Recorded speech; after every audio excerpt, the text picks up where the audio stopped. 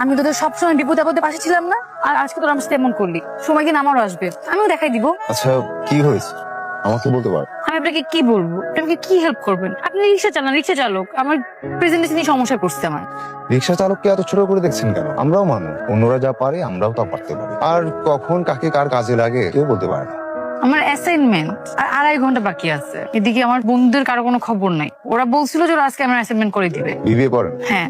Laptop আছে? হ্যাঁ। ঠিক আছে চলেন। কোথায় যাচ্ছেন আপনি? দেখি কি করা যায়। ল্যাপটপটা দেন আর ফাইলগুলো। নোট আছে?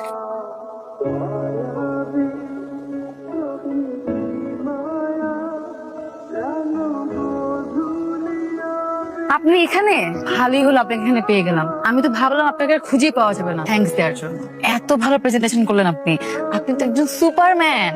আপনি আমাকে একটা সত্যি করে কথা বলেন তো, আপনি এত ভালো প্রেজেন্টেশন কিভাবে করলেন? জীবন বাঁচানোর যুদ্ধে কত শিক্ষিত লোক রিক্সা নিয়ে রাস্তায় নেমে যায়। এই শহরের অলিতে গলিতে কয়টা সত্যের খবর আমরা জানি বলেন? সানিরা আসতে চাচ্ছিল। মাত্র তোমাকে কতবার মানা করেছি আমি।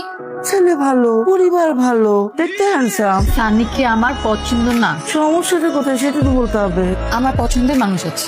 তোর পছন্দের মানুষ আছে, শেষ আমার সব কষ্ট বিফলে। তোর পছন্দের মানুষের নাম কি? কি করে? মা ও রিক্সা চালক, ওর নাম জসিম বোন। কি শুনলো আমার বাসায়? বাবা 5,000 টাকা দাও তো।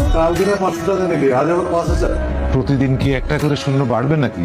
কালকে 500 টাকা এখনো আছে। আজকে টাকা নিচ্ছি, জনকে দিব তাই। তাছাড়া একটা কাজও আছে। মেয়ে নষ্ট করলা তুমি, আর সব দোষ আমার। তার নাকি আবার রিক্সাওয়ালা পছন্দ। খুব ভালো কথা। আগামী সপ্তাহের মধ্যে ওই ছেলেটাকে কোথাও ডাক, আর দেখি তোর পছন্দের রিক্সাওয়ালার মধ্যে এমন কি আছে যা অন্য কোনো ছেলের মধ্যে নেই।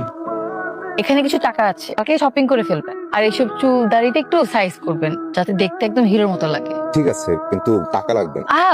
ধরুন না, নতুন জামা প্যান্ট জুতা। নতুন শার্ট, নতুন প্যান্ট, নতুন জুতা সবই আমার আছে। আপনি এত টেনশন করছেন কেন? পরে আপনি কি নাকি পরে চলে আসেন। আচ্ছা চলেন, সন্ধ্যা হয়ে যাচ্ছে, উঠি।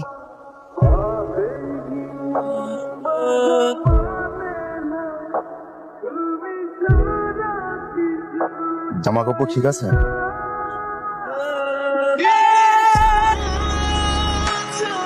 তোমার মা বাবা কোথায় থাকেন? ঢাকাতে? না কি কানাডায়।